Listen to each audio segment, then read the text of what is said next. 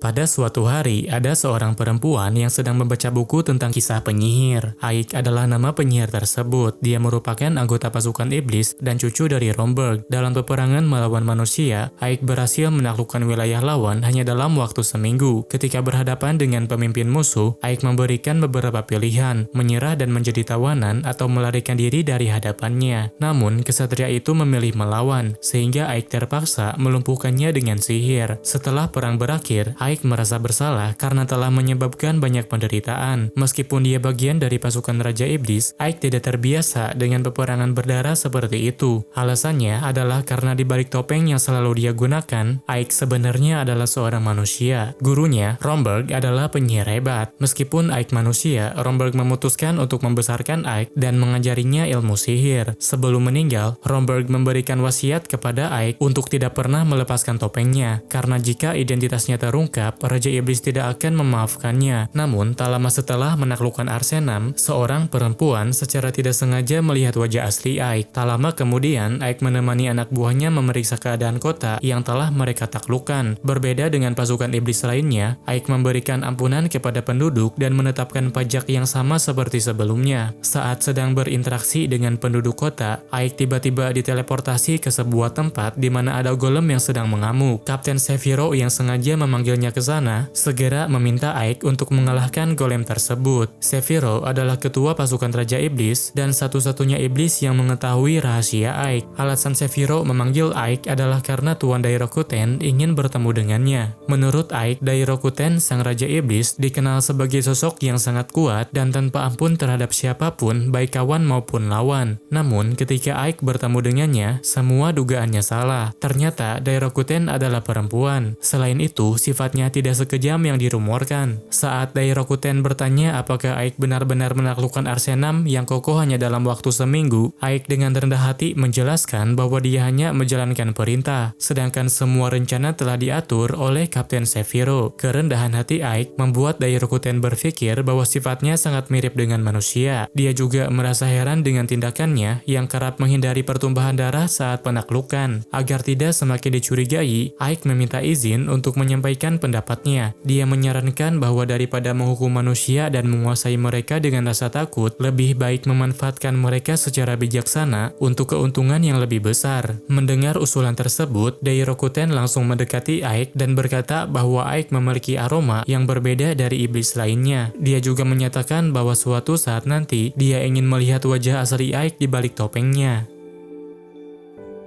Peperangan masih terus berlanjut. Pasukan iblis telah maju ke wilayah Rosalia dan berhasil menembus bentengnya. Sementara itu, Aik yang baru saja kembali ke kastil Arsenam langsung merekrut Sati sebagai pelayannya. Dia tak bisa membiarkannya pergi begitu saja karena Sati telah mengetahui identitas aslinya. Pada saat yang sama, Kapten Kesatria Mawar Putih menerima tugas dari pemimpinnya untuk merebut kembali wilayah yang dikuasai iblis. Setelah tugas diberikan, para prajurit segera dikerahkan untuk melaksanakannya. Di sisi lain, Sati sedang melihat permainan di pinggir jalan. Permainan tersebut mengharuskan peserta menebak bola di dalam gelas dengan mempertaruhkan uang. Karena Sati tidak membawa uang, pembuat permainan itu berusaha memanfaatkannya. Namun, Aik segera menghentikannya dengan membongkar trik permainan tersebut. Namun, pemilik permainan yang merasa usahanya dirusak mengejar mereka dan menuntut ganti rugi. Setelah memastikan tidak ada orang lain, Aik langsung mengancam mereka dengan menggunakan sihirnya. Ia juga mencoba mengorek informasi dari mereka mengenai aktivitas prajurit di kota itu. Pria tersebut mengungkapkan bahwa pasukan Rosalia berencana menyerang pasukan iblis sebelum aliansi terbentuk. Dengan demikian, mereka berharap mendapat keuntungan lebih besar dalam pemilihan pimpinan. Setelah mendapatkan informasi tersebut, Aik segera memerintahkan pasukannya untuk pergi ke lokasi di mana musuh akan menyerang. Dengan begitu, musuh tidak memiliki kesempatan untuk melancarkan serangan dan terpaksa mundur karena kalah jumlah. Penyergapan itu berhasil digagalkan oleh Aik. Namun, saat sedang mengamati situasi dari kejauhan, Aik tiba-tiba diserang oleh panah dari belakang. Sementara itu, informasi tentang mundurnya Kesatria Mawar Putih tidak diterima baik oleh pihak musuh. Akibatnya, Alistair diminta bertanggung jawab dan harus ditahan. Beberapa waktu kemudian, Aik yang terkena serangan panah mulai pulih kembali. Ketika terbangun, dia sangat terkejut mendapati Seviro tidur di sampingnya. Aik tak ingat apa yang terjadi pada dirinya. Seviro kemudian menjawab menjelaskan bahwa dia terkena serangan dan dirinya lah yang menyembuhkan lukanya. Karena ditembak dari belakang, Ike berasumsi ada penyusup atau pengkhianat di dekatnya. Setelah pulih, dia bertekad untuk menyelidikinya. Lilith dan Sati kemudian datang menjenguknya. Namun, karena keduanya selalu bertengkar, Jiron segera mengusir salah satu dari mereka. Setelah itu, Ike pergi ke penjara manusia untuk berbicara dengan Alistair. Dengan ditemani Lilith, mereka berhasil melewati penjaga dan masuk ke penjara dengan cepat. Namun, saat hendak naik ke atas, mereka ketahuan sehingga terpaksa harus terpisah. Ketika Ike bertanya kepada Alistair apakah dia yang mengirim seseorang untuk membunuhnya, Alistair tidak langsung menjawab. Sebaliknya, dia malah bertanya kepada Ike apakah dia sebenarnya adalah manusia.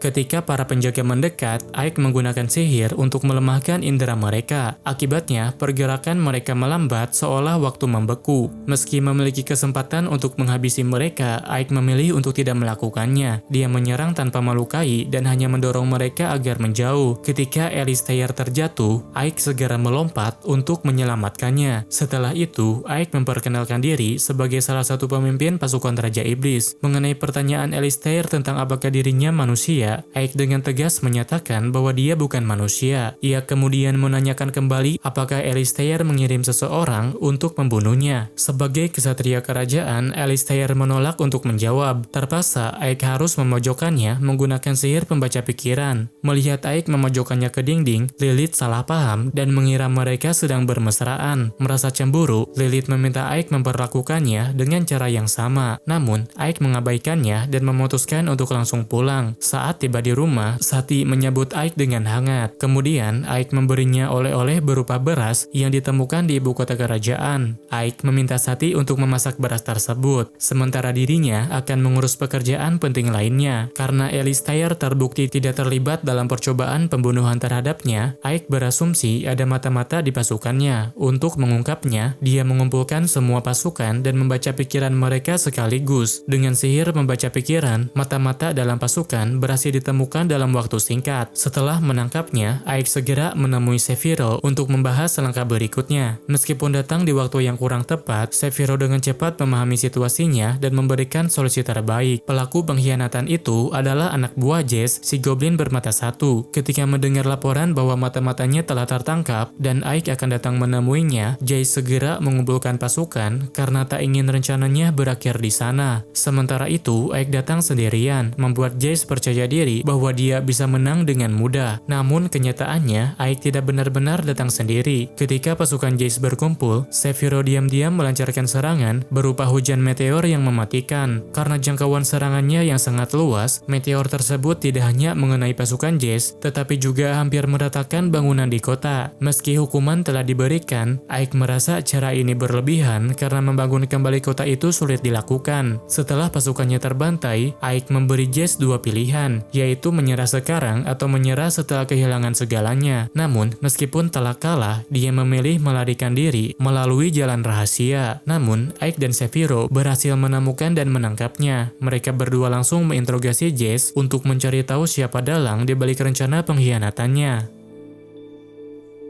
Ketika menghadap Raja Iblis, Sephiroth menjelaskan bahwa dalang di balik pengkhianatan ini kemungkinan adalah Bastio. Buktinya, Bastio meminta wakil ketua Jess bergabung dengannya untuk mengincar Raja Iblis dan para pengikutnya. Namun, Bastio membantah tuduhan tersebut. Ia mengklaim bahwa mereka menyerang wakil kapten dan menuduh dirinya dengan tuduhan palsu untuk merebut jabatannya. Raja Iblis tidak peduli siapa yang berbohong. Sesuai aturan militer, kedua pihak harus dihukum. Tetapi, karena pasukan mereka masih bertempur melawan manusia, Raja Iblis enggan kehilangan mereka berdua. Sebagai gantinya, Raja Iblis dari Rakuten memutuskan untuk menyelesaikan masalah ini dengan duel antar iblis. Sephiroth kemudian menjelaskan bahwa duel ini akan menggunakan pasukan boneka. Setiap pemimpin akan mengawasi 50 pasukan boneka untuk saling melenyapkan lawan. Duel ini juga bisa dilakukan oleh perwakilan. Karena itu, Sephiroth ingin menjadikan Ike sebagai perwakilannya. Menurutnya, kemampuan Ike sebagai pemimpin sudah melampaui dirinya. pasukannya. Karenanya, Sephiroth siap menyerahkan nyawanya kepada Ike. Selanjutnya, Ike meninjau pasukan boneka yang akan digunakan untuk berduel. Boneka tersebut dirancang untuk mematuhi segala perintah dari pengendalinya, sehingga kemenangannya bergantung pada kemampuan komando. Ketika memikirkan senjata yang akan digunakan, Sati menyarankan untuk menggunakan busur silang. Namun, Ike memutuskan untuk mencari senjata yang lebih kuat dan belum pernah dilihat musuh. Setelah memikirkannya, dia mendapat ide untuk menggunakan senapan dalam duelnya. Sebagai seorang ahli alkimia hebat, Sephiroth diharapkan bisa membuatkan senapan untuk Ike. Namun, meskipun Ike sudah menjelaskan bahan dan cara pembuatannya, Sephiroth menolak untuk membuatkannya. Sebaliknya, Sephiroth malah mengajak Ike bermain air. Saat Ike sedang berganti pakaian, Raja Iblis Dairokuten tiba-tiba menghampirinya. Tanpa penjelasan, Dairokuten memberikan senapan kepada Ike seolah sudah tahu bahwa itu yang dia butuhkan. Selain itu, Dairokuten mengungkapkan bahwa dia sudah lama mengetahui bahwa Ike adalah manusia. Alasannya mengabaikan fakta tersebut adalah demi mewujudkan impiannya membangun dunia baru di bumi ini. Ia merasa bahwa Ike adalah sosok yang bisa mewujudkan impian tersebut untuknya. Setelah mendapatkan senapan, Ike membutuhkan bubuk mesio dan amunisi. Ia meminta Sephiroth membuatkan peluru bulat dari timah yang bisa dimasukkan ke laras. Namun, ketika Ike meminta 500 peluru, Sephiroth malah menyuruh Fiorentina membuatkannya dengan alasan khawatir merusak kulitnya. Sehari kemudian, duel antara Ike dan Basteo segera dimulai. Di hadapan Raja Iblis, mereka berusaha memperlihatkan kemampuan terbaik dalam strategi dan kepemimpinan. Dengan menggunakan jirah dari baja Damaskus, Basteo meyakini Ike tidak akan bisa mengalahkan pasukan bonekanya. Namun, saat Ike memerintahkan pasukannya untuk menembak, Basteo hanya terdiam menyaksikan satu persatu pasukannya kalah. Setelah semua pasukan Basteo musnah, Raja Iblis menyatakan bahwa Ike sebagai pemenang. Sesuai dengan aturan, Basteo yang kalah akan dieksekusi. Namun, saat hendak dieksekusi, Basteo dan pasukannya melakukan pemberontakan secara terang-terangan terhadap Raja Iblis.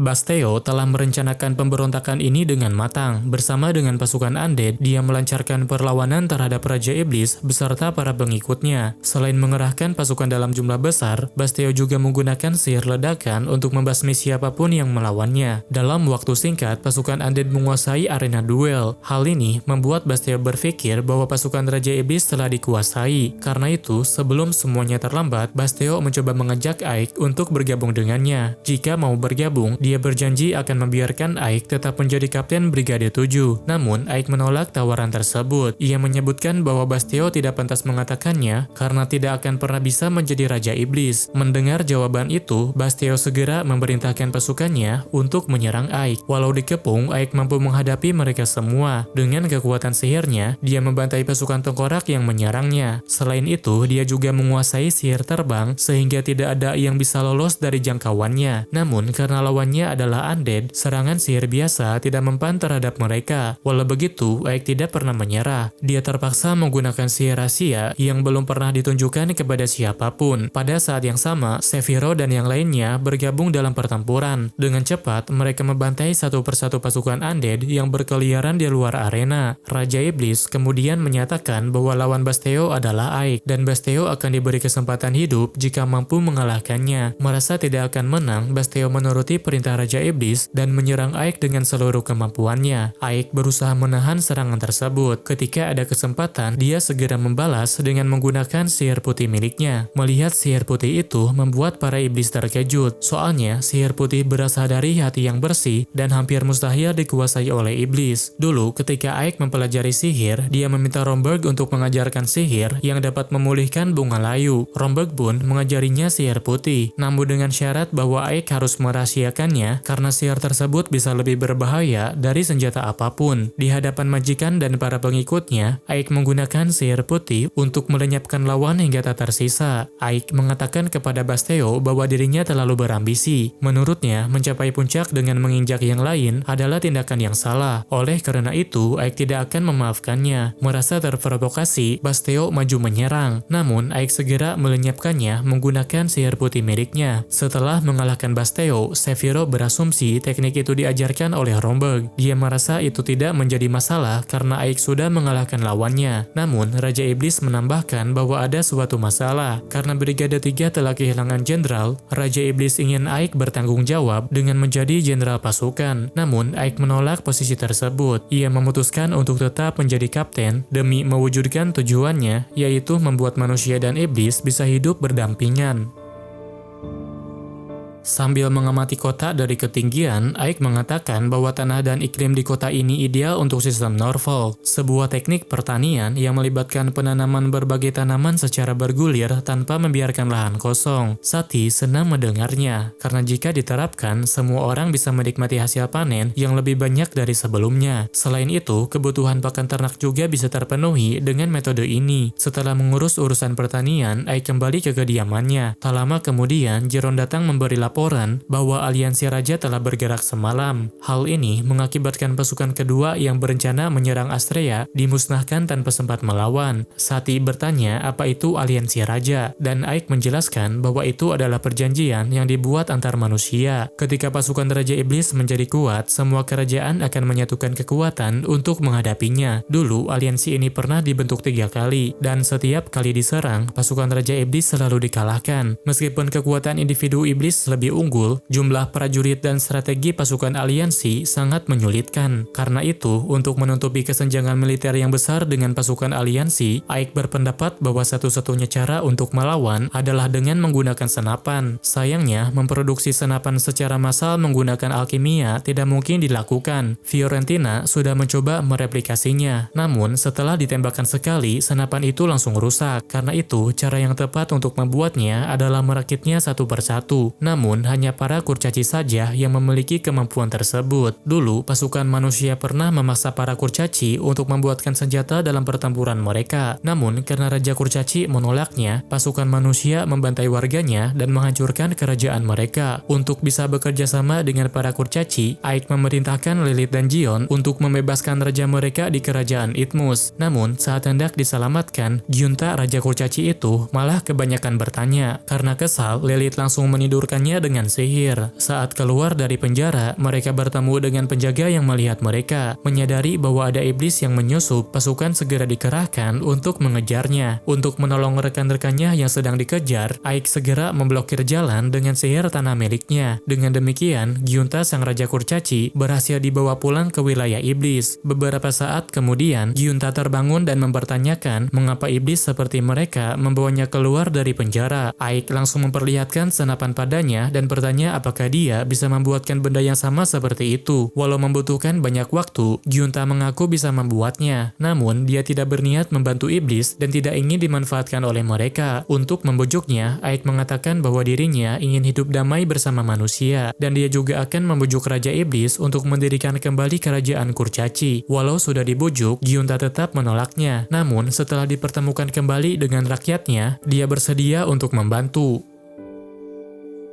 Aik dan yang lainnya pergi menjelajah gua untuk mencari bahan membuat peluru. Sementara itu, para kurcaci bekerja keras untuk membuat senapan. Setelah semuanya selesai, pasukan penembak mulai menjalani latihan. Pada saat yang sama, iblis kelas elit juga dikerahkan ke medan pertempuran. Ketika berkumpul bersama, perwakilan iblis melaporkan bahwa pihak musuh berjumlah 12.000 orang, sementara pasukan mereka hanya berjumlah 2.000. Untuk mengatasinya, Aik berencana melawan mereka di sini. Dia ingin musuh menyerang tempat ini dan kemudian menghancurkan mereka ketika semangat mereka sudah memuncak. Di sisi lain, pasukan aliansi raja semakin dekat dengan wilayah iblis. Sementara itu, Aik sedang menyusun strategi terbaik untuk menghadapinya. Meskipun sangat sibuk, Aik tidak mengabaikan pengikutnya. Ketika Sati kesulitan memilih makanan, dia bersedia membantunya mencari resep masakan yang cocok untuk pasukan. Saat itu, mereka memiliki stok beras yang sangat banyak. Karena itu, Sati mencoba membuat nasi goreng karena makanan ini tidak memerlukan banyak waktu untuk memasaknya. Rekan-rekannya Aik tertarik untuk mencobanya. Hasilnya, mereka sangat menyukainya. Ketika Lilith mencoba nasi goreng, dia ingin meminta tambahan. Namun, Sati malah memberinya porsi yang besar, sehingga Lilith merasa dipermainkan. Beberapa saat kemudian, pasukan aliansi raja tiba di depan tembok. Menyadari hal tersebut, pasukan iblis segera bersiap untuk menghadapinya. Sementara itu, komandan pasukan aliansi berpendapat bahwa kekuatan musuh lebih kecil dari yang dibayangkan. Padahal, mereka sudah susah payah mencari prajurit terbaik dari berbagai negara. Tak butuh waktu lama, semua pasukan diperintahkan untuk menyerang. Pada gelombang pertama, pasukan aliansi mengerahkan ketapel, batu, dan tombak. Untuk menghalau serangan tersebut, Ike mengaktifkan penghalang raksasa yang membentang di sepanjang tembok. Serangan pertama dan kedua berhasil digagalkan. Namun, saat mereka menyerang untuk ketiga kalinya, Ike tidak bisa melindungi benteng karena penyihir musuh mampu menembus penghalang miliknya. Akibatnya, pasukan musuh berhasil maju mendekati tembok pertahanan iblis. Saat pasukan aliansi mulai memanjat tembok, pasukan iblis yang berada di atas menyerang mereka dengan batu dan busur. Meskipun kalah jumlah, tampaknya pasukan iblis masih bisa bertahan dari berbagai serangan yang mengancam mereka. Namun, pihak aliansi raja malah mengambil jalan pintas. Karena tak ingin menunggu lama, mereka tiba-tiba menembakkan ketapel padahal pasukan mereka sedang bertarung di garis depan. Akibatnya, banyak pasukan mereka yang tewas karena terkena serangan sendiri. Meskipun pertahanan iblis berhasil ditembus, cara yang digunakan aliansi terlalu berlebihan.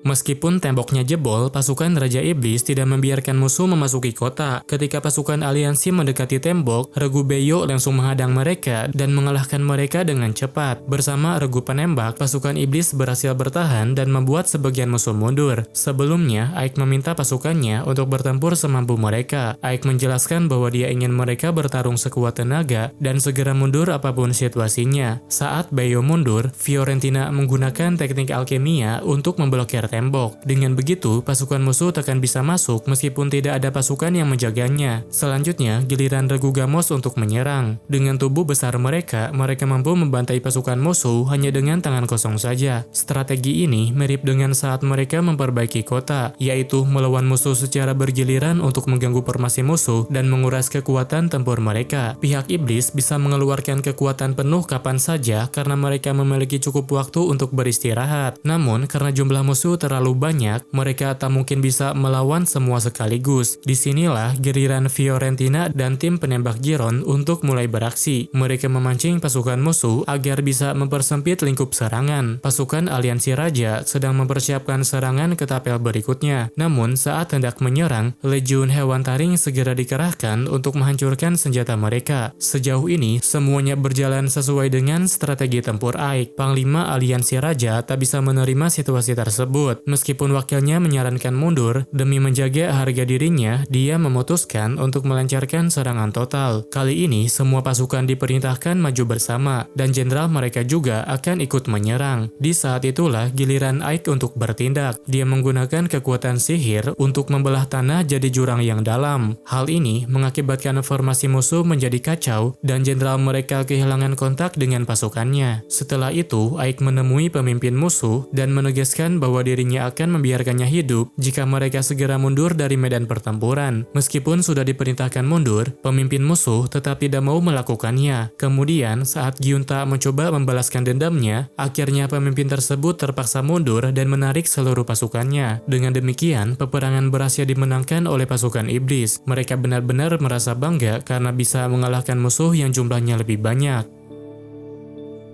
Sephiroth memuji keberhasilan Ike dalam pertempuran yang sebelumnya. Untuk misi selanjutnya, Ike disuruh pergi ke Zenobia untuk menjalin kerjasama dagang. Alasannya, pasukan iblis membutuhkan logistik yang cukup untuk perbekalan mereka. Menyadari Ike akan pergi ke Zenobia, Lilith dan Giron saling berebut untuk menemani perjalanannya. Namun, kali ini Ike meminta mereka untuk tetap tinggal. Agar tidak memaksa ikut, Lilith diberi tugas untuk menjaga keamanan dan Giron bertugas mengatur kota. Sementara itu, saat mereka menjalankan tugas tersebut, Ike diam-diam mengajak Sati untuk menemani perjalanannya. Di perjalanan, Sati sempat bertanya tentang Zenobia. Ike menjawab bahwa Zenobia bukanlah negara, melainkan sebuah kota perdagangan yang terletak di selatan. Zenobia berkembang dengan mengandalkan perdagangan dan merupakan salah satu anggota Federasi Dagang. Karena iklimnya yang hangat, Zenobia hampir memiliki segala yang dibutuhkan oleh pasukan Raja Iblis. Oleh karena itu, hasil peperangan berikutnya akan sangat bergantung pada pada negosiasi yang akan dilakukan di sana. Di tengah perjalanan, sebuah kelompok bajak laut menyerang rombongan bangsawan, kecuali seorang wanita yang sedang berada di dalam kereta. Tampaknya mereka mengincar wanita itu dan berniat untuk menculiknya. Untungnya, Aik sedang berada di sekitar sana, dan dia segera menyelamatkan rombongan tersebut dari serangan bajak laut. Ternyata, wanita yang diselamatkan oleh Aik itu adalah Yuria, putri dari pemimpin Zenobia. Setelah diselamatkan, Yuria ingin mengucapkan terima kasih secara resmi kepada Aik. Karena itu, dia memberi tumpangan kepada Aik dan mempertemukannya dengan ibunya. Namun, saat berbicara dengan ibu Yuria atau Eltria, dia menyadari bahwa Aik adalah utusan pasukan Raja Iblis. Karena sudah ketahuan, Aik mengungkapkan bahwa dirinya adalah pemimpin Ifarias. Alasan kedatangannya adalah karena pasukan Raja Iblis ingin membuat perjanjian dagang dengan Zenobia. Meskipun ini adalah pertama kalinya dilakukan, Aik berharap hubungan kerjasama ini bisa terjalin untuk mewujudkan situasi di mana manusia dan iblis bisa hidup berdampingan. Karena Aik tidak memiliki bukti untuk mendukung ucapannya, Eltria menolak kerjasama tersebut. Namun, saat Aik menawarkan untuk membasmi bajak laut di wilayah Zenobia, Eltria langsung mempertimbangkannya karena kerugian akibat bajak laut itu sangat besar. Setelah dipikirkan kembali, Eltria akhirnya setuju dengan perjanjian tersebut. Tetapi dengan satu syarat, Aik harus menikahi putrinya. Tak berselang lama, para bajak laut kembali berulah. Mereka mencuri semua barang di pelabuhan dan menangkap wanita untuk dibawa ke kapal mereka. Sementara itu, ketika Aik berbicara dengan Yuria, Yuria menyatakan bahwa dirinya tidak keberatan menikah dengan Aik. Dia serius ingin menjadi istrinya dan mengaku jatuh cinta pada pandangan pertama. Mendengar pengakuan tersebut, Sati merasa cemburu. Kemudian, saat Sati keluar untuk mengalihkan suasana, anggota bajak laut menculiknya karena mengira dia adalah putri pemimpin Zenobia.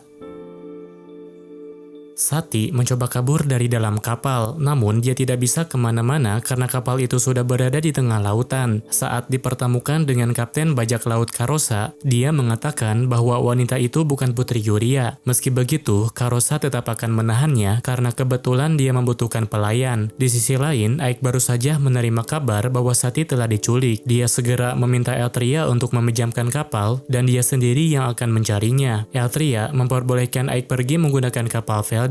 Lalu mereka pun segera berlayar untuk mencari kapal bajak laut yang menculik Sati. Sementara itu, Sati diperintahkan oleh Karosa untuk mengenakan pakaian pelayan yang minim. Saat Sati bertanya mengapa dia harus berpakaian seperti itu, Karosa menjelaskan bahwa sebagai pelayan, tugasnya hanyalah tunduk pada perintahnya dan melakukan apapun agar dirinya senang. Hal ini sangat berbeda dengan tugas pelayan yang biasanya dia ketahui. Setelah mengingat kenangan bersama majikan aslinya, Sati menegaskan bahwa dia juga ingin melakukan pekerjaan pelayan seperti membuatkan masakan. Ternyata Karosa setuju dengan ide tersebut. Sati pun memanfaatkan kesempatan itu untuk membuat kekacauan. Ketika sedang memasak, dia menggunakan alkohol yang sangat kuat untuk menyalakan api yang besar. Saat situasi mulai kacau, dia segera melarikan diri dari bajak laut yang mengawasinya. Saat bersembunyi, Sati melihat lilin yang sedang menyala. Kemudian dia mendapatkan ide untuk membakar layar kapal, berharap majikannya bisa melihat di mana posisinya. Ketika bersembunyi di dalam gentong, ada kru bajak laut yang menemukan Sati. Dalam kondisi panik, Sati berusaha untuk kabur. Namun, Karosa menggunakan sihir pada kakinya sehingga dia tidak bisa bergerak. Beruntung, Aik sudah menemukan kapal mereka. Saat para bajak laut itu hendak menghukum Sati, Aik segera menyerang mereka dengan sihir petir dan angin miliknya. Sati berterima kasih kepada Aik karena sudah datang menolongnya. Tetapi, dia juga merasa tidak layak ditolong karena sejak awal dirinya adalah budak. Aik meluruskan bahwa Sati adalah pelayannya dan sebagai majikannya dia tidak akan mungkin meninggalkannya. Beberapa saat kemudian Karosa melancarkan serangan balasan. Meskipun Aik bukan penyihir biasa, dia tidak akan menyerahkan Sati karena sudah menganggapnya sebagai wanita miliknya. Karosa kemudian melancarkan sihir meriam air yang cukup kuat. Serangan itu bahkan membuat lambung kapal hancur dan Karosa mengira lawannya sudah kalah. Namun ternyata Aik masih baik-baik saja. Sambil merapalkan sihir air yang lebih kuat, Aik mengancam bahwa dia tidak akan memaafkannya dan akan membuat Karosa tidak bisa menjadi bajak laut lagi. Setelah itu, Aik mulai melancarkan serangan sihirnya hingga membuat kapal bajak laut mereka hancur tak tersisa. Walau kekuatannya dahsyat, Aik masih menahan diri agar bisa menangkap mereka hidup-hidup. Di sisi lain, pasukan Raja Iblis mengalami kesulitan karena persediaan makanan semakin menipis. Di saat yang sama, upacara pertunangan Yuria dan Aik segera dilaksanakan. Di tengah acara, Raja Iblis tiba-tiba menyuruh Aik kembali ke kota karena kondisi Sephiroth dalam bahaya.